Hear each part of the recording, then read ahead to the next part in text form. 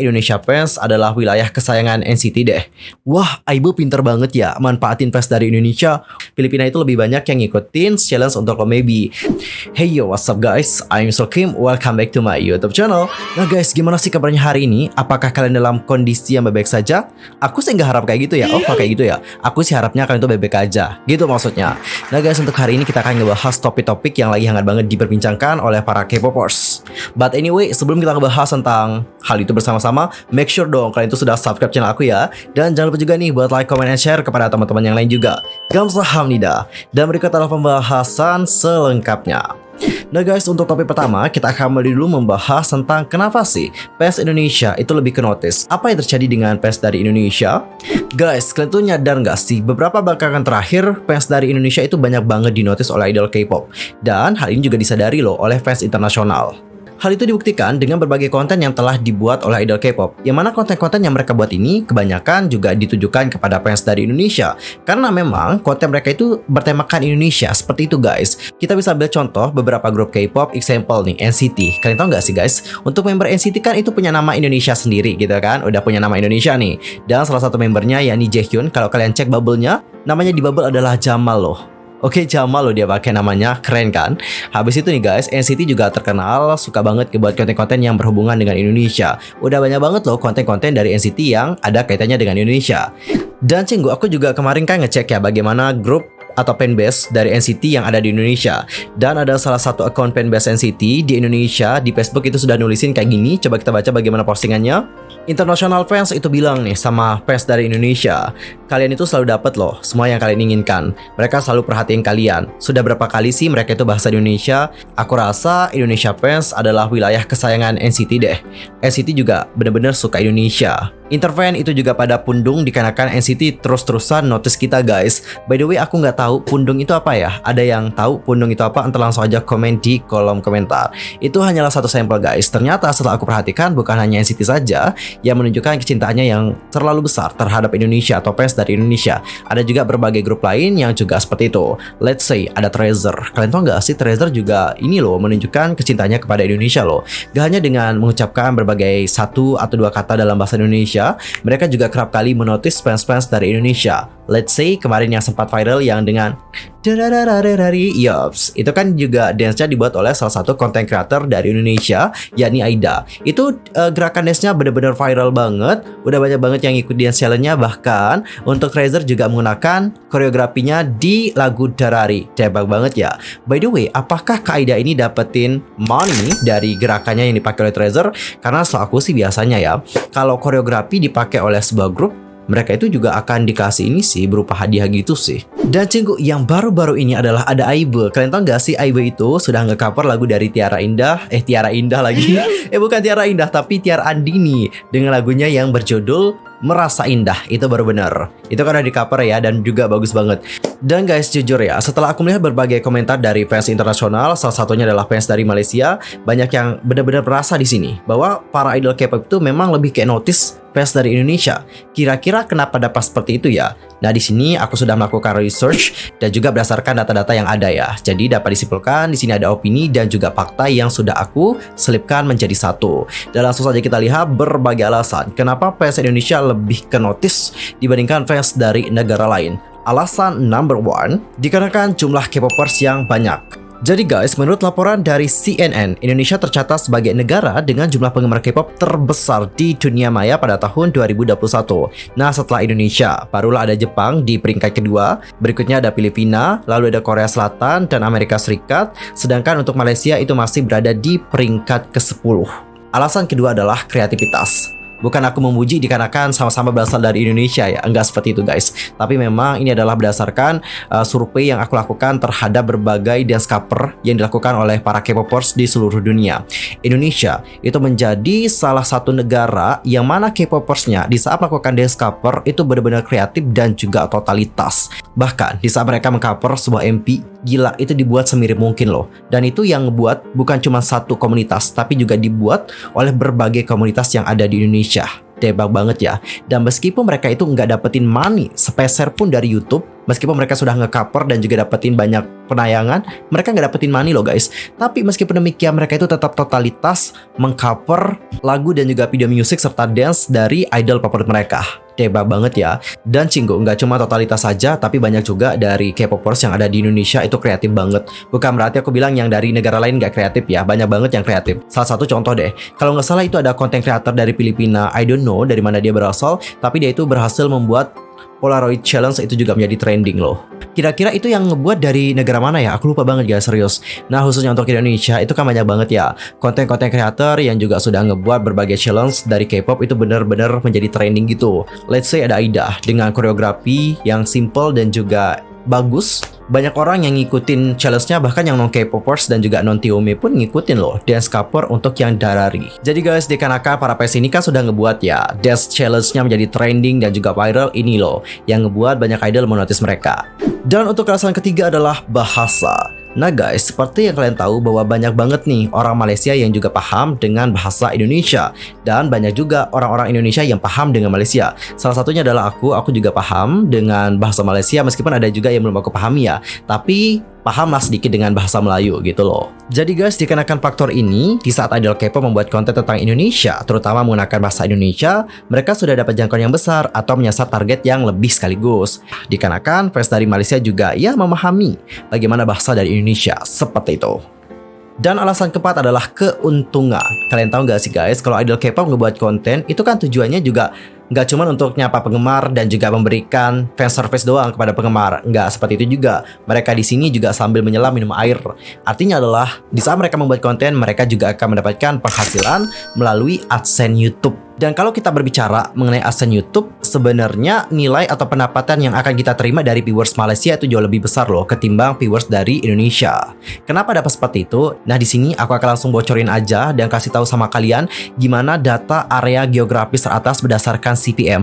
By the way, kalian tuh tahu nggak sih CPM itu apa? Nggak tahu ya, sayang banget. Ya udah aku kasih tahu ya. Jadi CPM ini merupakan sebuah metrik yang menunjukkan jumlah uang yang dibayarkan oleh pengiklanan untuk menayangkan iklannya tersebut. Untuk Malaysia sendiri, kalian tahu nggak sih jumlah CPM mereka berapa? Jumlah CPM mereka mencapai 1,28 dolar. Sedangkan untuk Indonesia itu jumlah CPM-nya adalah, sedangkan untuk Indonesia nilai CPM-nya itu 0,73 dolar. Kalian bandingin deh, 0,73 dolar versus 1,28 dolar. Mana yang lebih banyak? Tentu 1,28 dolar. Which mean, ini menandakan bahwa pendapatan yang akan dihasilkan jika menargetkan viewers Malaysia itu lebih tinggi ketimbang viewers dari Indonesia. Tapi guys, sebenarnya ada yang lebih tinggi loh dari Malaysia. Coba tebak deh negara mana yang paling tinggi CPM-nya. Pasti kalian tuh nyebutin Amerika Serikat. Bukan Amerika Serikat guys, tapi yang paling tinggi adalah Australia. Kalian tahu berapa nilai CPM untuk Australia? Nilainya bener-bener tinggi banget, yakni mencapai 6,86 dolar. Selisihnya bisa sampai 5 dolaran gitu, ya enggak sih? Tapi guys, meskipun nilai CPM Australia itu lebih tinggi ketimbang Malaysia atau Indonesia, kenapa idol K-pop ini tidak menyasar fans dari Australia saja? Karena jika mereka menyasar atau membuat konten tentang Australia, ini kan akan ngebuat mereka itu mendapatkan aset yang benar-benar gede banget. Namun nih Cinggu, balik lagi ya, gimana gaya konsumsi dari masyarakat di sana dan juga gimana jumlah populasi yang ada di negara tersebut. Indonesia, meskipun CPM-nya mungkin tidak sebanyak Malaysia ataupun Australia, tapi gaya konsumsi kita itu memang juga menjadi pasar yang empuk banget nih buat negara-negara lain. Salah satu contohnya adalah untuk bagi para idol K-pop. Di saat mereka itu ngebuat konten yang berhubungan dengan Indonesia, banyak loh fans-fans dari Indonesia yang bahkan non-fans juga penasaran gitu seperti apa sih konten mereka gitu. Dan pada akhirnya mereka kepoin lah, dan ini juga yang membuat viewers mereka itu makin banyak. Dengan viewers yang banyak ini tentu ini akan memberikan penghasilan yang lebih besar terhadap mereka. Kalau mereka menyasar Australia, meskipun CPM-nya tinggi tapi minat penontonnya rendah, apakah mereka akan dapetin jumlah pendapatan yang besar? Tidak kan? Dan Cinggu, dengan jumlah viewers yang banyak, mereka itu ibaratnya kayak menyelam sambil minum air gitu loh.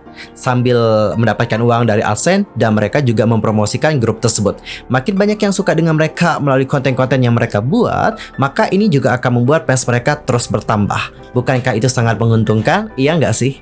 Dan guys, kalian tuh masih ingat dengan apa yang aku katakan pada awal tadi? Yaps, yaitu Aibe yang sudah nge-cover lagu Tiara Andini yang sempat kau bersikap seolah sandaran jiwaku.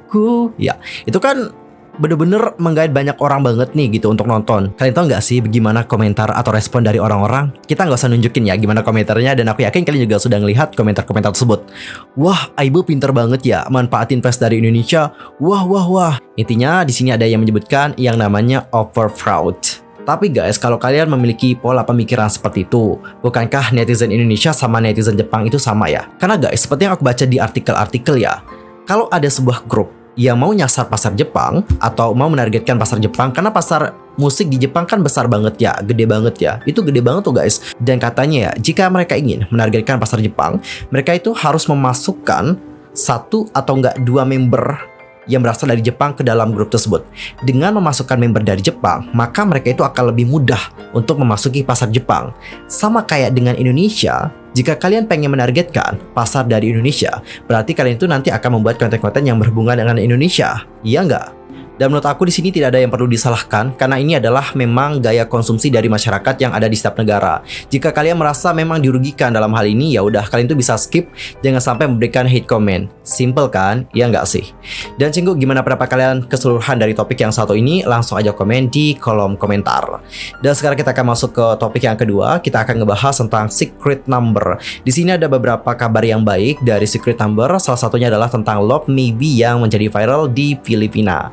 Kalian itu pasti tahu dong ya bahwa secret number khususnya adalah 3 membernya, Dita, Sudam, dan juga Zu sudah membawakan lagu yang Love Maybe untuk lagu Business Proposal. Dan lagu tersebut juga benar-benar populer seiring populernya drama tersebut. Dan Cinggu, dengan kepopuleran dari lagu tersebut sudah ada challenge-nya nih. Dan challenge dari Love Maybe itu ternyata sudah diikutin oleh banyak orang. Salah satu negara yang paling banyak mengikuti dance challenge untuk Love Maybe adalah Filipina.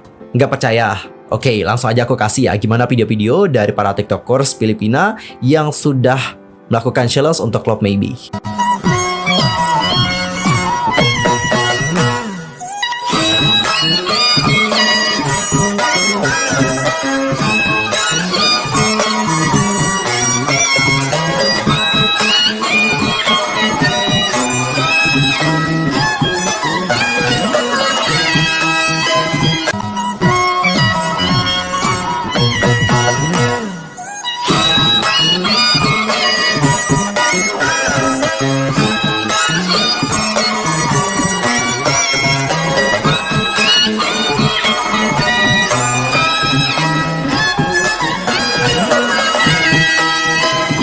Tapi yang herannya aku adalah untuk di Indonesia sendiri ini kayaknya nggak viral ya yang ngikutin dance challenge-nya. Ada yang ngikutin tapi tidak sebanyak di Filipina. Kita kalah loh guys sama Filipina. Filipina itu lebih banyak yang ngikutin challenge untuk Love Maybe. Jadi buat para laki yang ada di Indonesia, jangan lupa untuk ikutan challenge Love Maybe supaya Love Maybe challenge juga dapat viral dan juga lebih viral lagi dibandingkan dengan Filipina. Yuk kita buat viral lagi. Dan Cinggu, setelah aku perhatikan, dengan kesuksesan dari Love Maybe, ini juga memberikan impact yang menurut aku lumayan besar buat secret number gitu. Karena mereka juga menjangkau lebih banyak pendengar dibandingkan dengan sebelumnya. Udah ada banyak dari netizen Korea yang nge-notice mereka, dan juga sudah banyak banget dari netizen Korea yang merekomendasikan lagu tersebut. Bahkan seperti yang sudah kalian lihat mungkin ya, itu kan ada nih dari seorang selebgram dari Korea, kalau nggak salah, itu muterin lagu secret number yang Love Maybe loh. Dan ternyata ya Cinggu, ini juga berpengaruh loh terhadap brand reputation dari secret number. Untuk lebih jelasnya, di sini aku akan langsung membandingkan bagaimana brand reputation dari secret number di bulan Februari, Maret sampai April. Kita mulai dulu melihat bagaimana brand reputation untuk secret number di bulan Februari. Nah, seperti data yang kalian lihat, brand reputation untuk secret number di bulan Februari, mereka itu berada di peringkat ke-40 dengan 170.973 index point. Di bulan Maret mereka itu masih berada di peringkat ke-40, namun indeksnya itu turun guys menjadi 135.559. Namun di bulan April terjadi peningkatan yang besar sih. Mereka mendapatkan indeks reputasi sebanyak 225.468 poin. Meskipun mereka di sini turun satu peringkat ke-41. Dan mungkin di sini ada dari kalian yang belum paham tentang brand reputation ranking itu seperti apa. Ya udah tenang, yowis santai ya. Aku akan jelasin sama kalian apa itu brand reputation.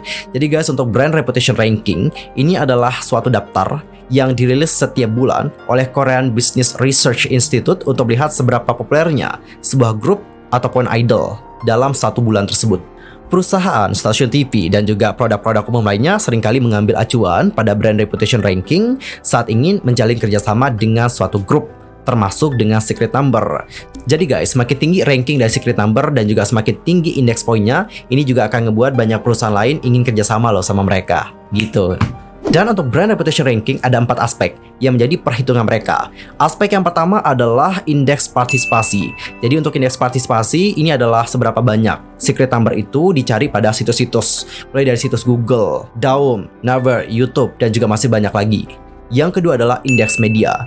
Jadi untuk indeks media ini adalah seberapa banyak secret number ini dibicarakan oleh media-media Korea Selatan. Semakin banyak mereka dibicarakan oleh media dari Korea Selatan, maka ini juga akan berpengaruh terhadap brand reputation mereka.